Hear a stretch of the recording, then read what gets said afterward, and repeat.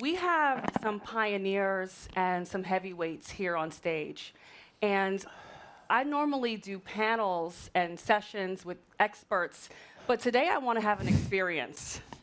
Because, why have these great minds who have been architecting our new financial economy, our digital economy, and not turn this into an experience? So the experience that I want to have with you all is I want to build a collective map. I want us all to imagine a world map, and I want the speakers to start populating this map with stories, insights, data, things that inspire everyone to have a deeper understanding of what's been happening and what's to come.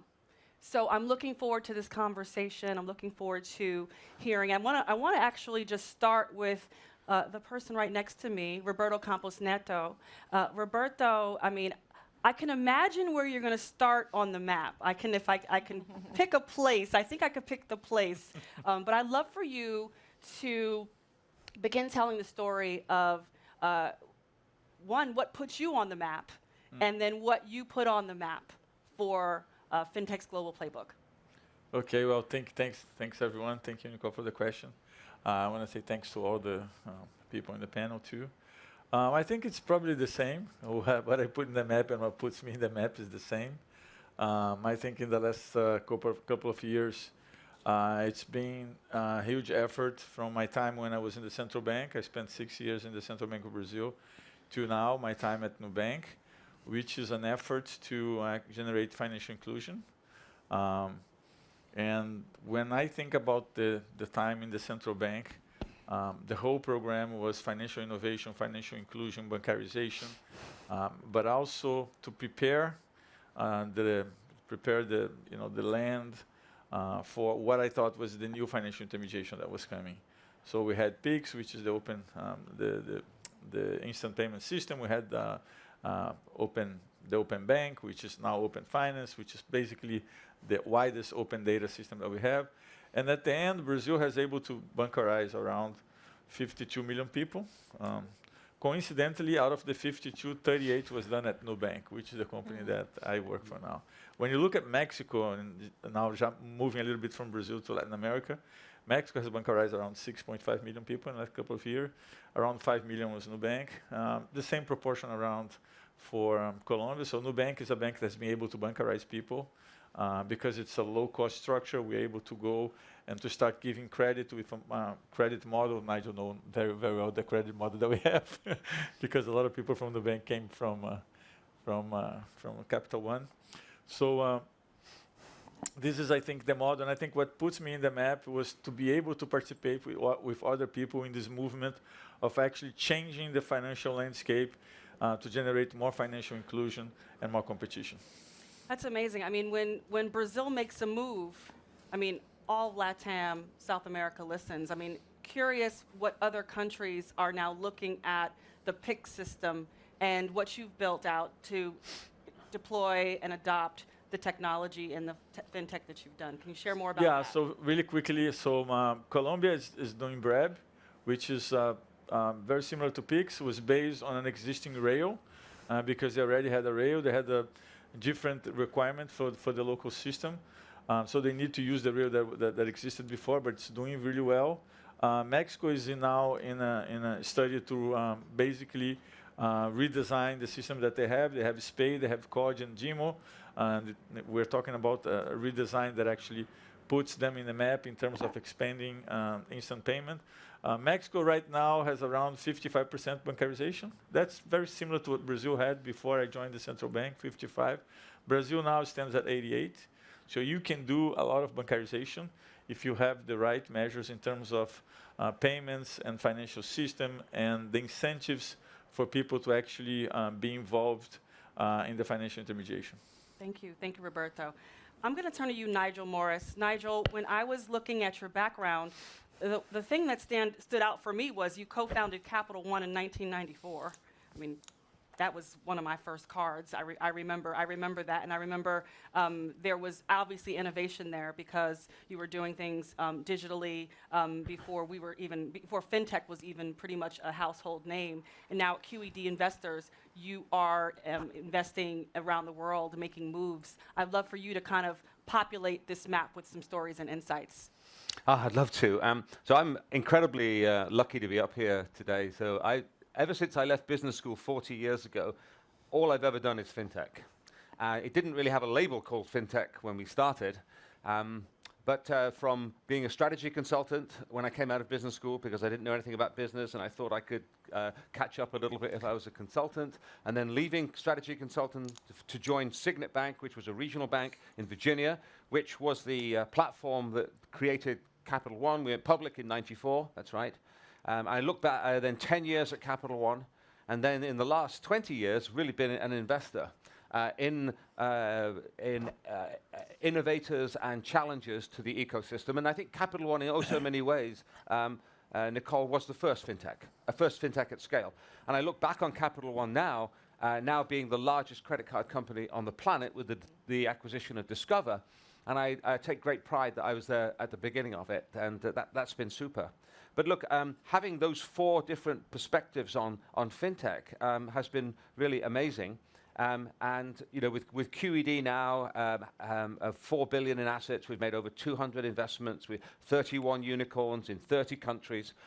We're one of a very, very small handful of FinTech that are really global and are at scale.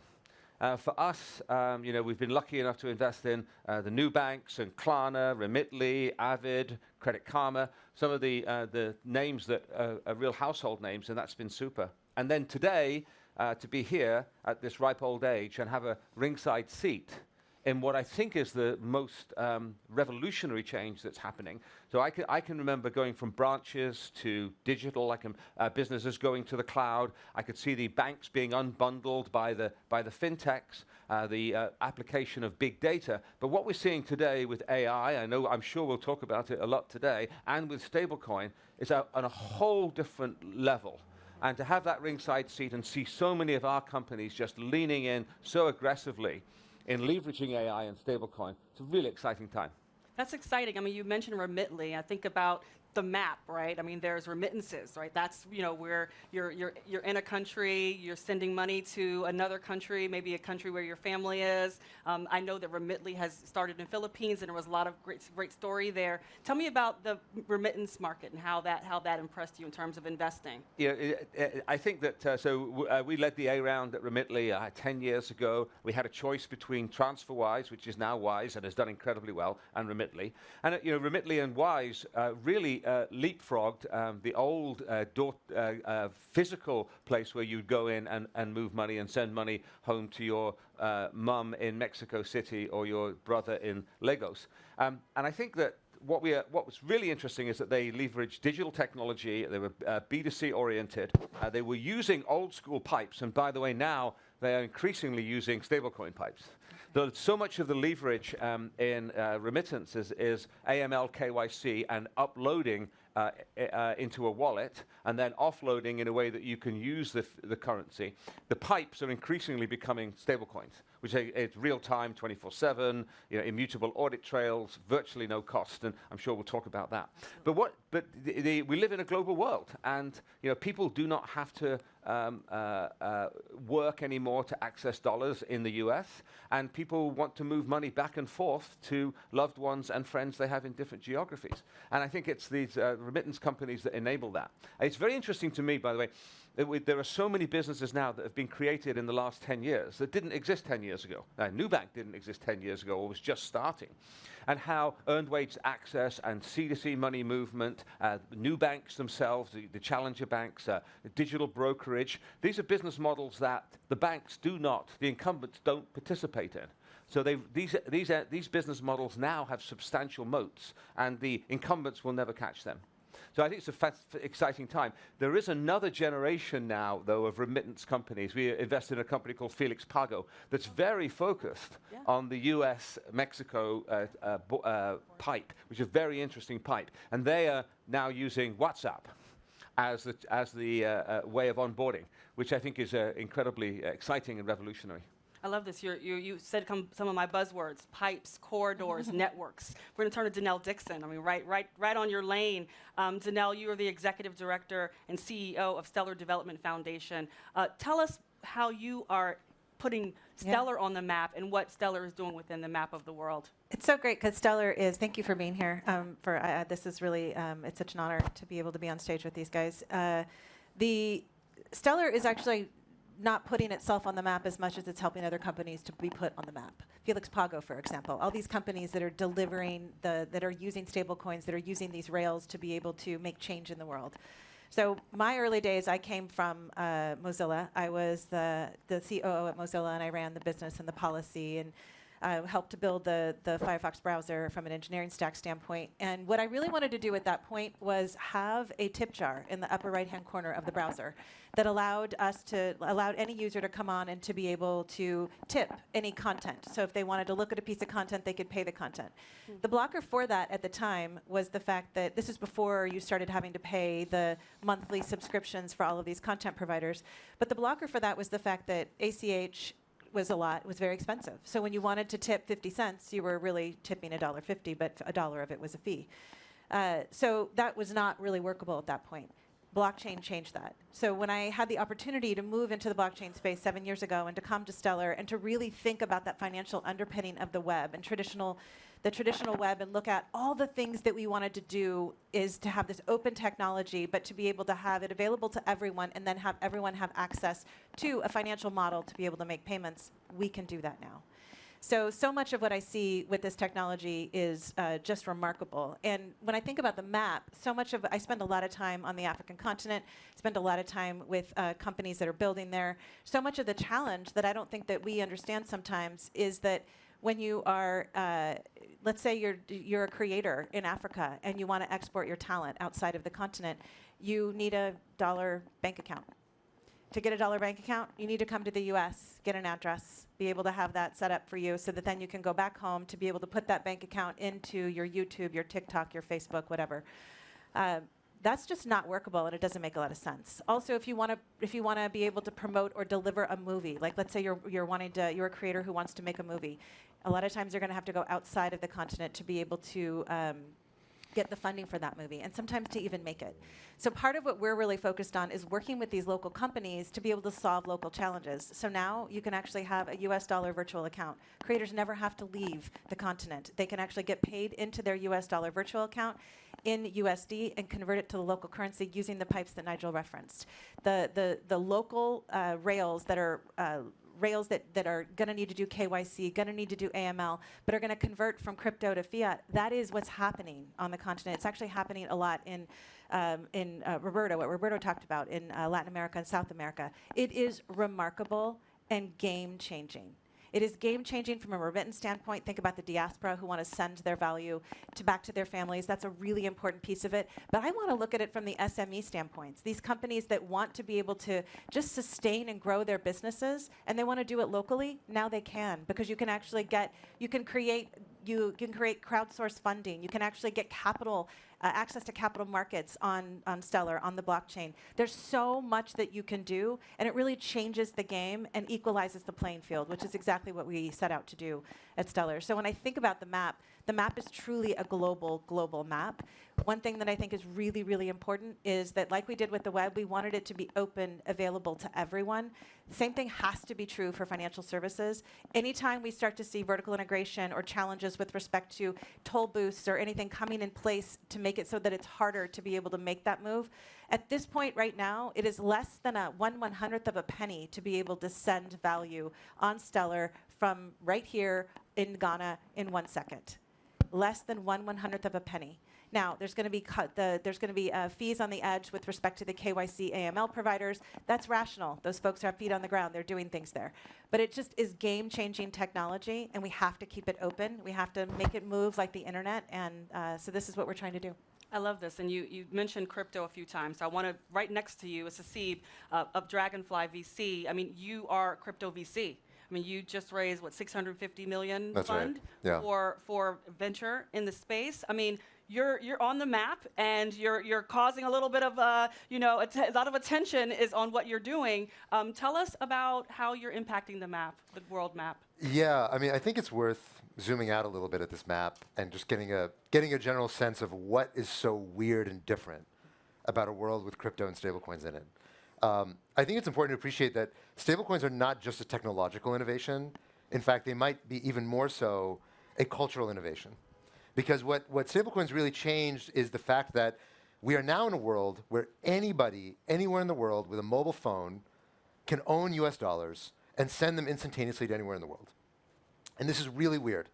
When I first got into this space in 2018, it was not obvious that things would end up this way. Last year, we just passed the Genius Act, which is the first bill that's ever been passed on crypto in the 18-plus years that crypto's existed in the US. And that bill made it legal for anybody, anywhere to own a stablecoin. Now, if you think about it, this is not usually the way that financial regulation progresses.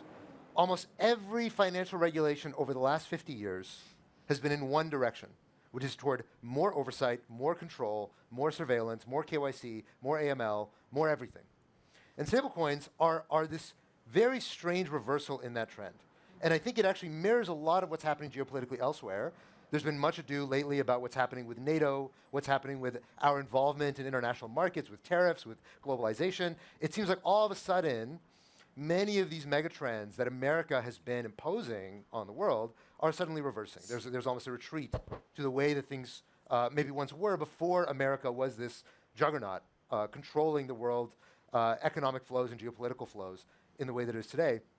And I think stablecoins, in many ways, also are part of that exact same trend. Is that, if you look back to when we imposed sanctions on Russia during the Ukraine war, that was the shot across the bow to everybody in the world of, oh, the US dollar is a political tool. It's a political tool. And people knew that hypothetically, but they knew it much more viscerally after that. You had almost every single central bank in the world calling for reducing their dependence on the dollar. And stablecoins are all of a sudden saying, hey, what if we went away from the tools that we had in the past of instantaneously, I can shoot a gun across the world and take out any central bank's deposits in US dollars. Instead, we move to a world where anybody anywhere can hold dollars in a way that is much more permissionless than the way that it used to be. And this is an intentional choice. This is not an accident. This is not just, the crypto is just really weird and this is all going to be a failed experiment. This is a different direction that the world and geopolitics is moving in a world that is more multipolar, that is more decentralized in that sense, and technology is changing alongside it. So these two things are happening at the same time, and in a way, the fact that blockchain came along, it was the perfect tool to express the way in which geopolitics is changing alongside it.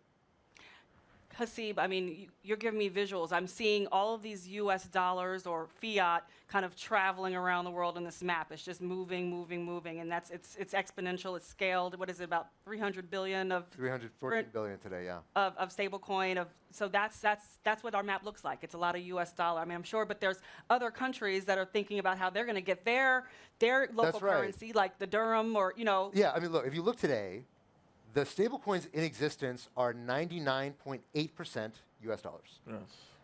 99.8%. The US is crushing the stablecoin market. There are other countries that have some CBDCs. Obviously, China has a CBDC. You have other countries, many other currencies that have issued stablecoins, but none of them are winning. You've heard Scott Bessent, I think just, it was about six to 9 months ago, he claimed that he believes stablecoins were going to hit 2.7 trillion by the end of the decade. Okay, 2.7 trillion would mean that's 15% of M2. That is a gigantic amount of the dollars moving through the world being in stablecoins, right? At that point, this is not an experiment. This is the future of the way that dollars are going to be traveling around the world.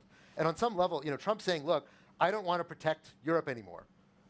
That's effectively what he's saying when he's saying, look, I want to get out of NATO, right? Saying that I want 15% of the money supply to be in M2, to be in stablecoins, is basically saying, I don't want to police the world's financial transactions anymore, right? I want instead to just internationalize the dollar, increase demand for treasuries around the world, and to be the global reserve currency, but I don't want to do any of the rest of it.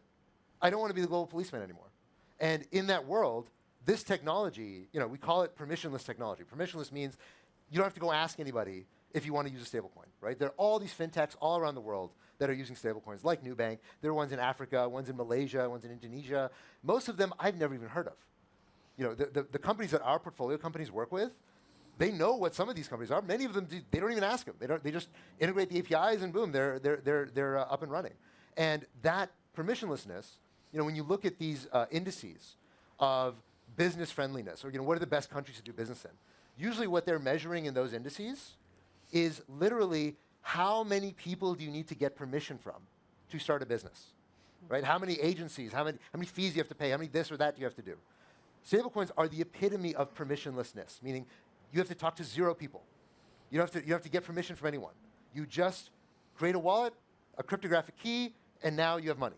Okay. That's it, beginning and end. Okay, so this map is getting spicy. This map here. That's right. Barry, Silbert, DCG. I mean, if I look at DCG and all of the portfolio companies you have a long list. You have a long list of companies that you've invested in, over 250 companies and across 40 countries, including Coinbase, Circle, Chainalysis, and Kraken.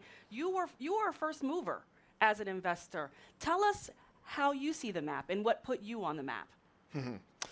Well, so I'm approaching now, I guess 15 years in the Bitcoin and crypto space, and I'm listening to my fellow panelists, and I could have never imagined what is happening and what's about to happen. We've talked a lot about stablecoins, and you know, I have these meetings here at Milken and talk to people, and I don't think the certainly the broader public doesn't appreciate, but even the financial services space does not yet understand what is about to happen. And so the past 15 years, this industry has essentially kind of built out the rails, the infrastructure on which stablecoins are happening. And look, the next big thing is going to be tokenization. And you know, at some point in the future, my belief is every investable asset is the ownership of that asset is going to be recorded in the blockchain. And we're going to go from this idea of public versus private. We're going to go from this idea of U.S. markets versus non-U.S. markets to a global level playing field for capital formation. And it's going to change the way that ideas get funded. It's going to change the way that investors access ideas. And what's really interesting is if the U.S. dollar continues to be the dominant fiat of choice for stablecoins that's going to power the system, it's great for the U.S. dollar. It's not great from a money printing perspective, because all of a sudden the U.S. is going to have the ability to print a lot more money, and it's really not good for all of the other fiat currencies and governments out there that no longer have the ability to impact their economies through monetary policy. And I don't think a lot of people are thinking about the negative effects of a U.S. dollarized world. It's exciting, and I'm excited to remove friction, barriers to entry, but I'm also quite concerned about giving the U.S. Treasury and the government the ability to print unlimited amounts of U.S. dollars, and the effect that that's going to have on the purchasing power of the dollar. Great, Roberto wanted to jump Yeah, in. no, I think it's a very good comment. What Barry mentioned was actually a speech that I had in 2018 at the BIS. And at that time, I said that I thought stablecoins would dominate, and the fact that U.S. was more advanced and the other countries were not, that we central bankers, at that time, nobody paid attention to that. But at that time, I said, you know, we central bankers are going to be here in a couple of years thinking about not only the positive aspect of it, which there's a lot, but also the negative aspect of it.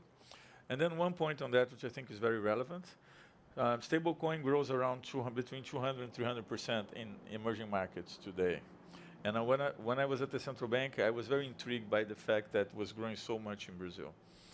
So we run a lot of analysis on that. One of the things that was amazing is the number one reason, the question is, what's the number one reason people are buying stablecoin? Is it reserve of value or it's transactional?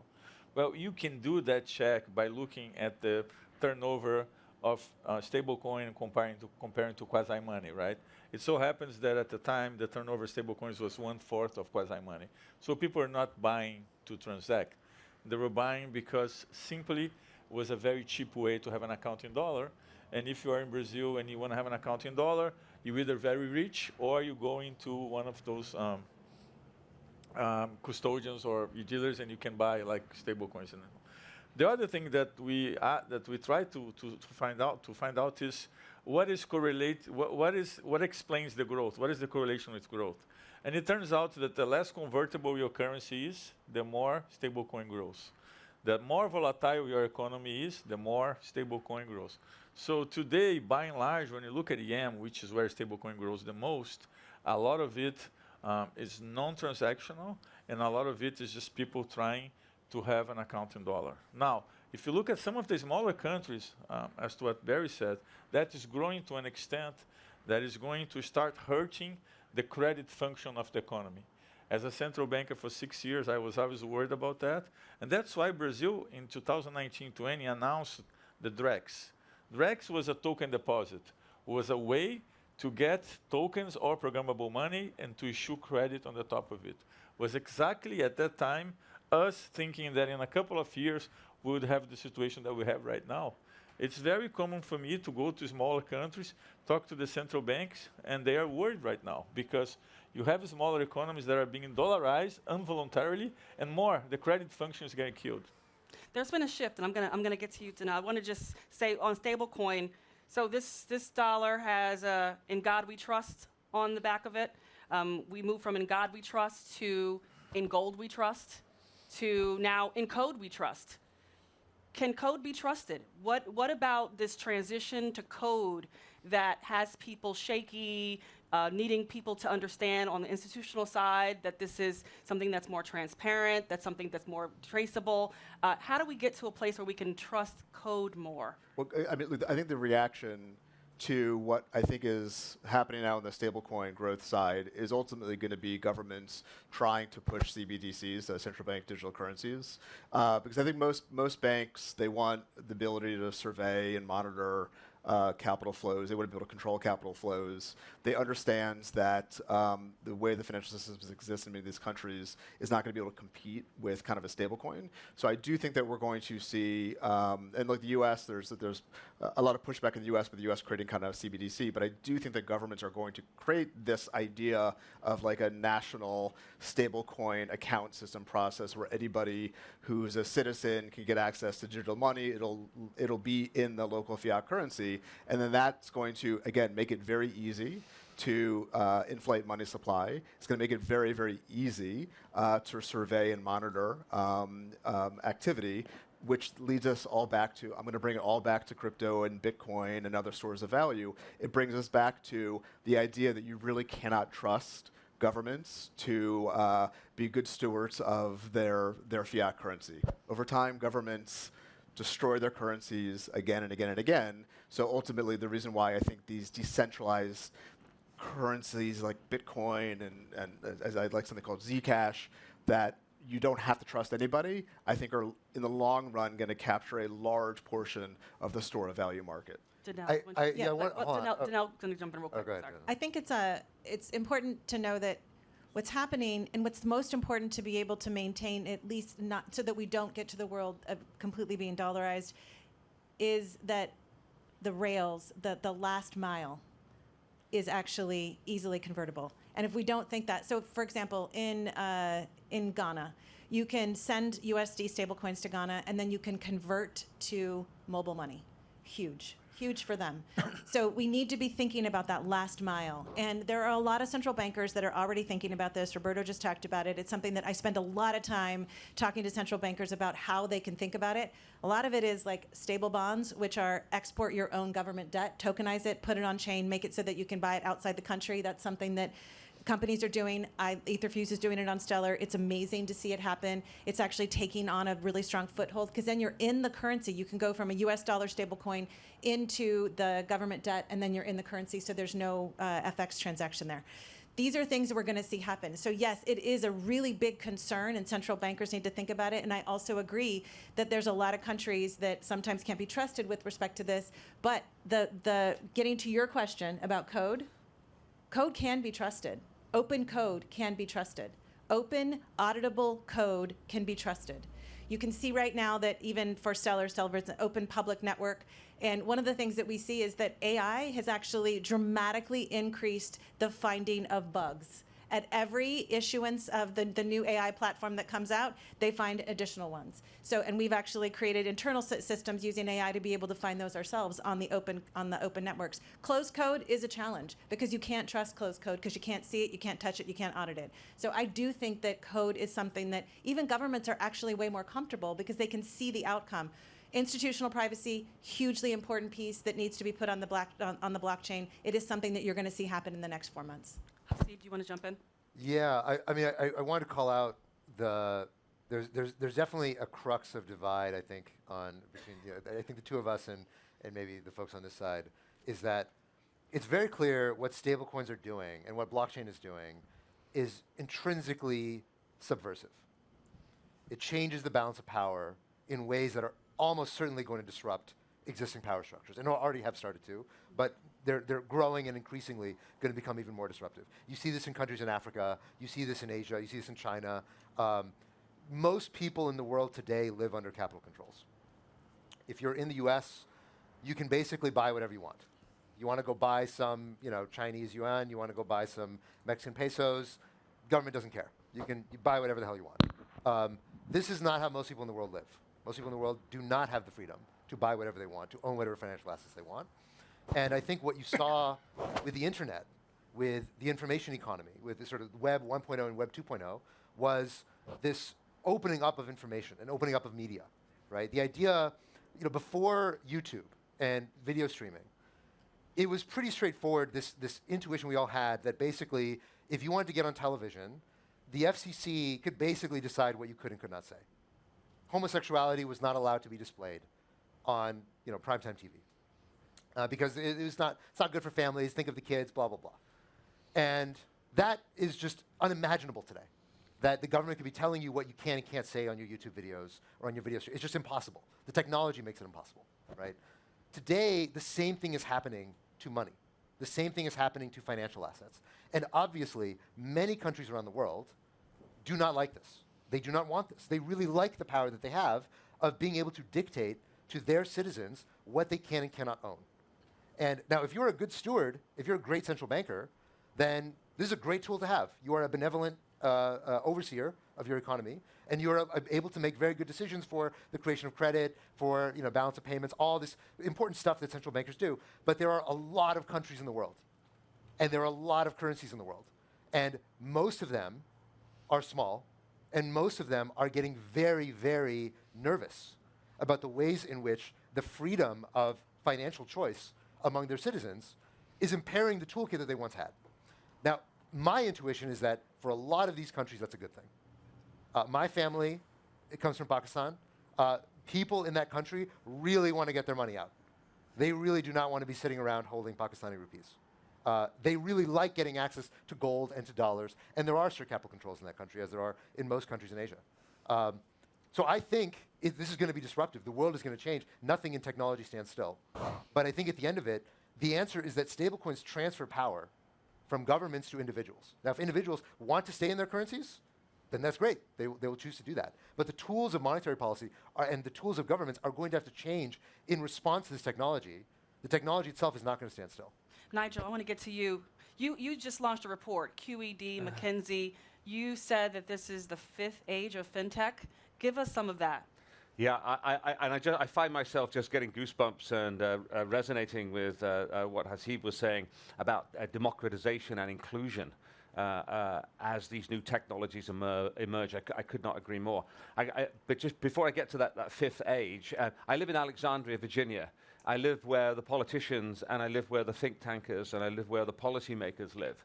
And I am stunned when I talk to them about what I'm seeing in terms of fintech, how they constantly conflate Bitcoin and stablecoin and you know what the bad behaviors that occurred 3 or 4 years ago in terms of governance and how it's all about money laundering and Russia and bad countries. And it's so extraordinary to me that the people who are making decisions around regulation and policy are so in the dark. So what's the call to action here, I think, is that for people like me and perhaps us on the podium, is actually to be able to talk to these folks so they can actually understand that it does democratize. The audit trails are immutable. You can track everything. This is not how it's pointed to by so many of the politicians. Anyway, back to fifth age. So I won't go through the first four, but the fifth age is the age of stability and the age of beachhead. FinTechs are winning. The total financial service revenue worldwide is $15.5 trillion. It's a mammoth number. It's somewhere around 20% of GDP is in financial services, and more in some developing countries, for example. And FinTech has been ascending over these last 10 years, as it now has a label, and is gaining share.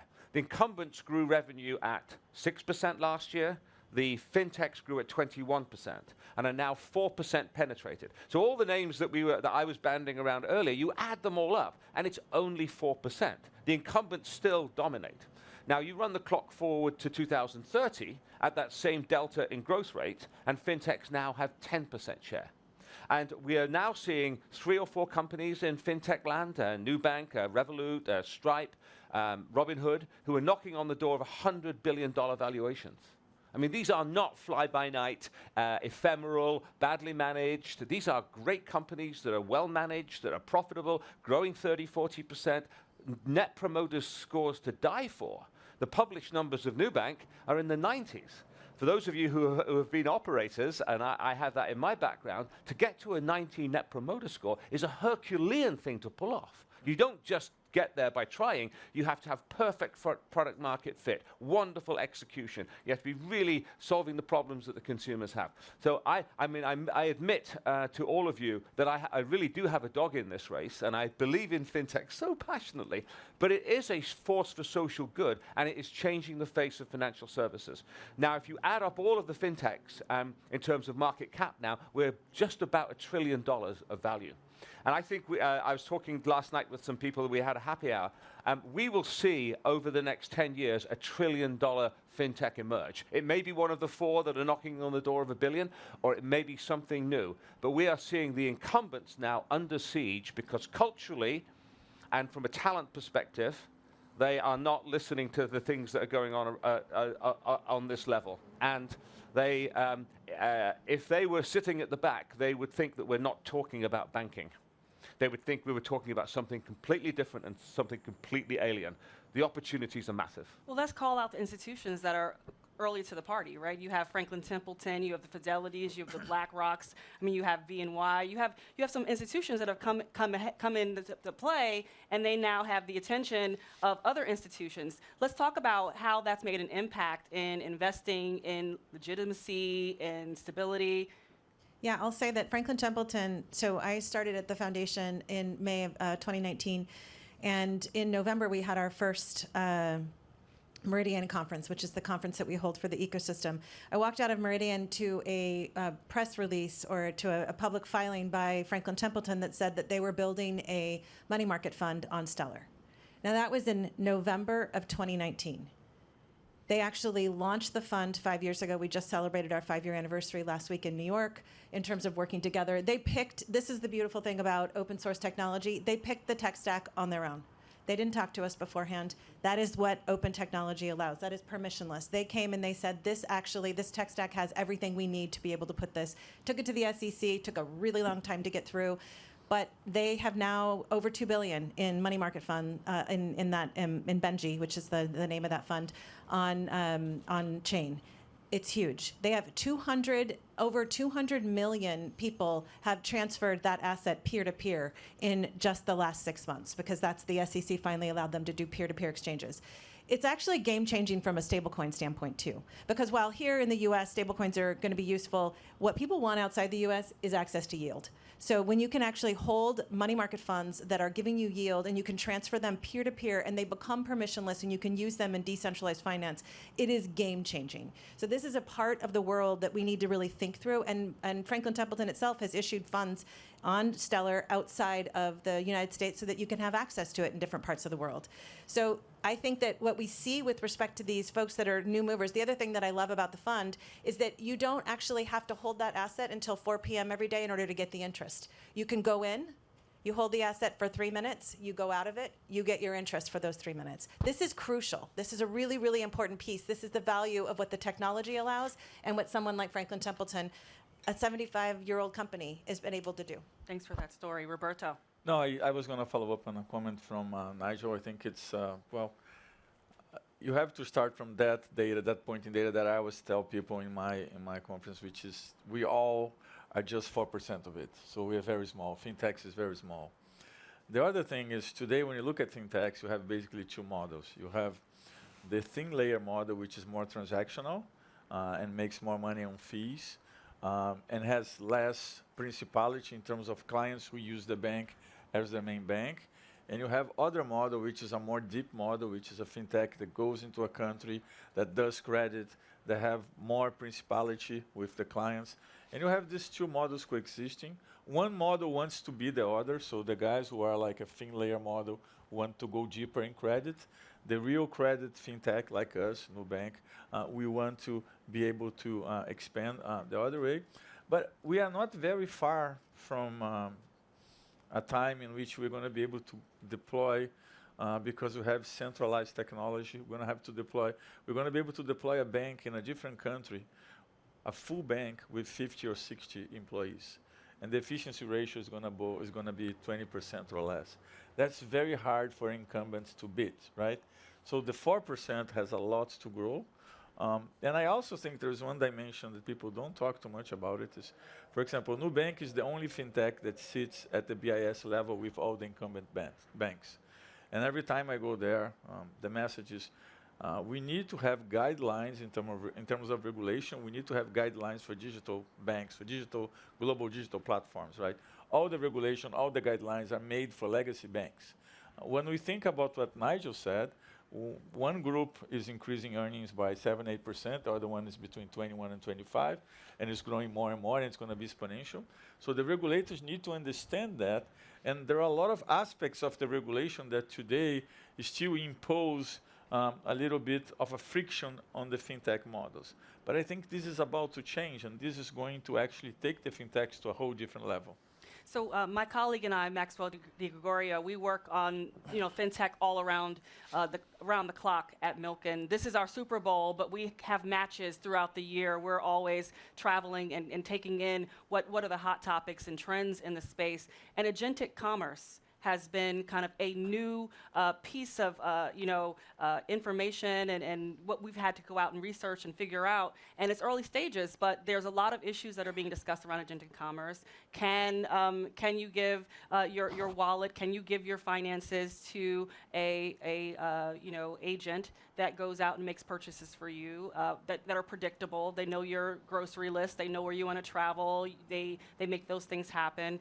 Can banks utilize this? Who's liable? There's lots of questions around this, but I'd love for anyone who's been digging in on agentic commerce to weigh in. Maybe Roberto, you want to start? Yeah, I just spoke, but on that, I think there are 2 points that are, and I was prepared to actually talk about the theses that I had from the past, and most of them actually went wrong.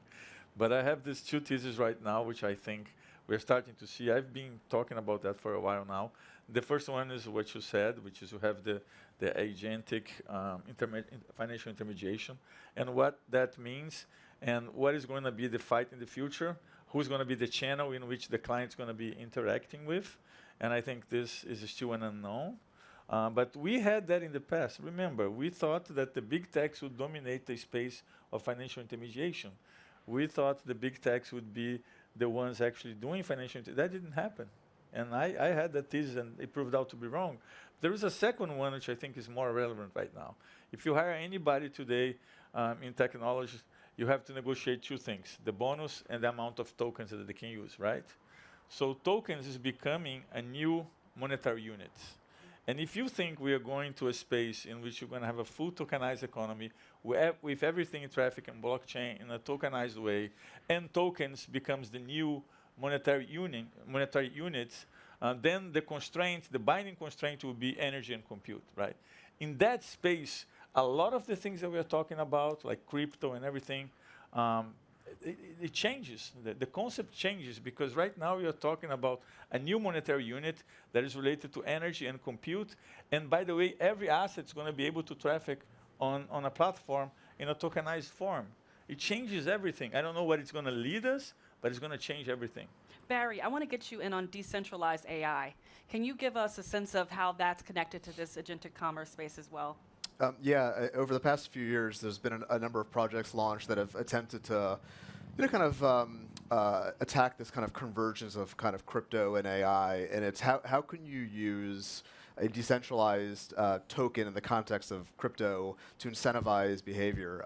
And one of the projects that we've gotten very excited about is something called Bitensor, which is essentially a decentralized network on which competitions are run to incentivize the contribution of compute or data or file storage, and we think of it as kind of like the World Wide Web of AI, and so I completely agree that the future of AI and intelligence, I think, is going to hopefully be built and innovated around not in the walls of an OpenAI or Anthropic, but in a decentralized way. And having a cryptocurrency, a token, in the case of Bitensor, something called Tau, serves as this amazing incentive mechanism to basically enable anybody in the world to compete, to participate, to monetize intelligence to power AI.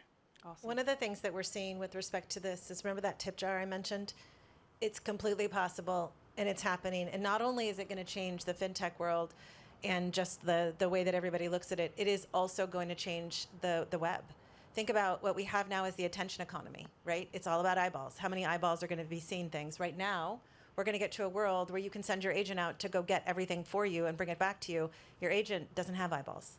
And so I think it's going to move to the value economy. We're already seeing on Stellar, for example, there are some really great standards that have come out with agentic commerce, MPP and X402. We've integrated both of those because it's really important that you allow these agents to be able to play in the space and figure out what they're doing. But this is game changing. You're going to have an agent that probably comes back to you with a web view. You're not probably going to eventually go to the web yourself. Your agent will go do that for you, come back with the web view of the content that you want. This is kind of the world that I wanted to see with respect to the browser. The browser's still relevant likely because it'll be part of the web view potentially, but it's just going to be different. And I think that this, and having it be decentralized to the extent that we can with respect to AI, is huge as well. You don't want someone else's vision to be able to modify your own. This is one of the things we used to always say in the early days of the web about Google. You don't want Google search to be the only search that's out there because they have a view, they have an opinion, right, and it's going to come out. And it's the same thing here. Nicole, can I try and just tie together a couple of things that I've heard here? Firstly, it's very clear that we have a more permissive regulatory environment in the US. And if we'd have gone back 2 years ago in the last administration and we would have suggested there'd be 21 FinTechs applying for banking licenses in the US, I would have said maybe they're applying, but they're not going to get anywhere. But we are seeing entities get banking licenses, which will help competition and will help inclusion. One, and with open banking coming, more developed in Europe actually than it is in the US, the banking lobby continues to try to protect their own interests, but there's an inevitability about that. So one, we have this regulatory environment that's going to be take away friction. Two, we're seeing entities now in the meltdown that occurred in 2006, 2007, but big banks around the world retreated to their home countries. HSBC, Standard Chartered, Barclays, Citi, Chase, they all went back to their home countries. What we're seeing now is business models that have emerged outside of the US that have fantastic business models that are looking to the big prize of all, which is the US. So Nubank, Revolut, Klarna, maybe even Monzo. So so they are embedded in their own countries. They've figured the business out. They're growing like mad. They really have product market fit, and they are now getting banking licenses. That's the second point. The third one is now arm them with agentic AI. They're based in Delaware. They can issue credit cards. They can with their export rates, and they can come after the deposit franchises of 4,300 banks, 4,300 banks in America. I put it to you that 4,250 of them are subscale and don't have the capability to figure out how to protect themselves from an onslaught that's coming. Those banks call their deposits core deposits, like they somehow own them.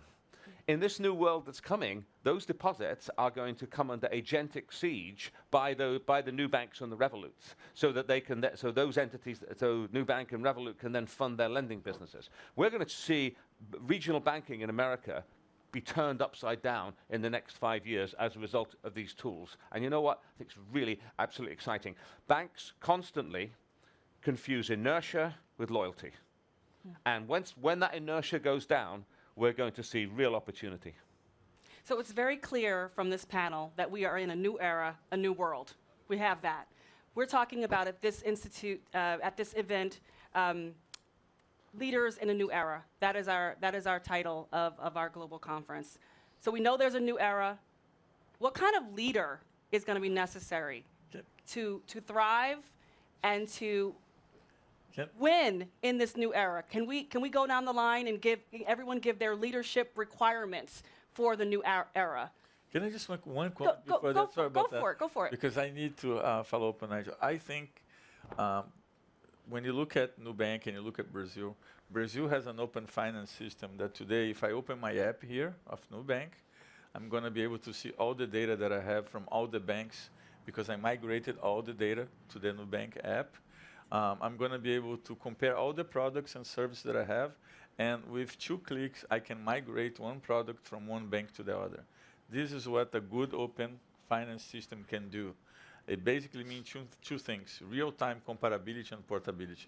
That is very important for what you mentioned to happen in US. It's very important to be able to have something like that. Sorry to interrupt. I just wanted to make that. Oh, good. No. And we have a big data friend here that I think has been working on that. And I think the value of data is completely underestimated today. Roberto, you can interrupt me anytime, but Sorry I'm going to have to give you an assignment. You have to tell me what kind of leader we need to have in new era. Give us a quip. That's always a hard question, but I think the leader needs to be thinking ahead, because this is changing very fast. If you think about the word of like how productive you are, and the fact that I just mentioned that people now want to negotiate not the bonus, the tokens that they can use, this is changing so fast that you can be a leader if you're not projecting something for the future. So I think the real challenge of the leader is understanding that the change in this environment is becoming very exponential. You need to protect the core, but the core, as Nigel says, is very volatile. But you need to focus on what the market is going to look in 3, 5, 6 months. In the central bank, trying to do innovation in the central bank, thinking how the world is going to look in 5 years was very challenging, because when you are in the government people tell you, you're not here, your job description is not to think about the future, is to do things for now. But when you see that the world is changing very fast, then the task of the leader is, I need to protect what I have, but I won't have anything if I understand where this is going. Excellent. Barry, I want to come to you. What kind of leader does New Era need? Yeah, I mean, if I look at the past 15 years in the crypto space, there are periods of time where you needed a leader who who was willing to get involved in this crazy space, and so it was, we take anybody. And then it was somebody who had some knowledge of financial rules, regulation, compliance, and then it was a scaling leader. Now I think it's somebody who is kind of nimble and agile and creative and willing to experiment and take risks, because it's so clear to me we're moving in a direction of all assets, stablecoins being on a blockchain-based system. And it is such a transformative idea, and it's hard to even it's hard to honestly, like, we have 5 subsidiaries, we have hundreds of portfolio companies. Everybody that we talked to, we just brought them all together in Spain a couple weeks ago. Everybody's like, I have no idea what the world is going to look like in 10 years, 5 years, 2 years. But it's an exciting time to be a builder. But this is not a time to be set in your ways or be stubborn. It's a time to experiment. That's good. Haseeb, what kind of leader is required in this new era? Yeah, it's very clear that over the 10 years from now, the world is going to be unrecognizable. What's happening with AI, what's happening with crypto, what's happening in geopolitics, any assumptions that you had about, well, these things are definitely going to be stable even if this stuff changes, all of that stuff is falling away very quickly. And so one thing that I've now started asking to everybody we interview, every founder that we talk to, is I ask them, how do you use AI in your day? And the weirder it is, the more I'm like, okay, you're somebody I potentially want to work with. Because, like, I can already tell when I talk to young people, the way that they are working with this technology is so different. It's penetrating everything about the way that they think, the way that they operate. And what they're doing is what the world is going to be doing in 5 to 10 years. And so the number one thing that I look for right now is adaptability. Because so much is going to change. And if you have a hint of status quo bias in you, you are going to lose the game. Nigel, leader, new era. Yeah, look, so I'll tell you what hasn't changed, and then I'll tell you what I think is changing. So the passion and the ambition and to be besotted with solving a problem. I look for leaders that don't start with, I think there's a cool technology, what can I do with it? And much more, I see this problem and I am infected with figuring out how to solve it. And here are a bunch of tools that I can deploy. So I think that's the same. I think the old adage of culture eats strategy for breakfast remains. And the only sustainable comparative advantage in the long run is your human beings and the culture that you create. I totally buy that over the years. And then I would add 2 things that going forward I think become much more important. One is technical literacy. So many of our founders, went to great business schools, went off to work for BCG. I don't think that is necessarily the right profile per se going forward. I think you have to have people that really have an insane amount of curiosity in going down their own journeys and learning about these technologies firsthand rather than subbing it out to the CTO of the organization. So that curiosity and that literacy in technology is important. And then I would underscore what we just heard. Darwin said, look, it's not the strongest or the biggest that survive, it's the ones that are the most adaptable. And I think that's the people who are the most plastic and can think in terms of decision trees and can really embrace change and see where it's going in a very kind of organic way. So often organizations are incredibly hierarchical, and it goes back to Greek and Roman military structures, of companies and centurions and all that stuff. But what we need is much, much more fluidity and organizational design, and the leaders that are comfortable living in a world of much greater unstructured situations. That's great. Denelle Dixon, leader. Yeah, so this is awesome to be the last one. I think that one of the most important things, and I don't think it's any different tomorrow versus today, is curiosity. And I don't mean just curiosity about tech, like Nigel said, I think that's really important. But one of the things that I think we miss a lot, if you think about tokenization, we have banks, we have everyone coming to us all the time. We want to tokenize. If you don't ask why, and you don't ask, like, what market are you trying to hit, you don't ask, what products are you trying to put out there, and you just say, okay, yeah, we can help you tokenize, you're missing the whole plot. And so I think curiosity is so important. Wanting to understand the business that's in front of them and wanting to push that. I think in today's world, if you do not have a desire to understand the globe and what's happening around the world, you're going to fail. Because what we're trying to build, and what I think we've been successful in building over the last 7 years, certainly at Stellar and I think elsewhere, is this global ecosystem that is reliant on one another in a way historically it hasn't been. This openness about money moving cross-border without the border even being there. These are things that you need to know and you need to understand and you need to think about that. And then I think it's a lot of what everyone else said in terms of just the desire to to look at technology and see it as a game changer instead of as something that is scary or fearful. AI is something that has come into our organization. Every Thursday we have an all hands, and I have a different person present on every Thursday about what their journey was with AI for that last 2 weeks. And it's a really interesting thing to see. And I don't want them to be using tools that were built for marketing, for example. If you're in marketing, don't tell me about the marketing tool. I want to know what you did with respect to AI in your work that you used. And I think that is something that is really, really important, and it drives change. So I think that it is being open to this and being embracing technology. I want to thank you for this conversation. I want to thank you for being leaders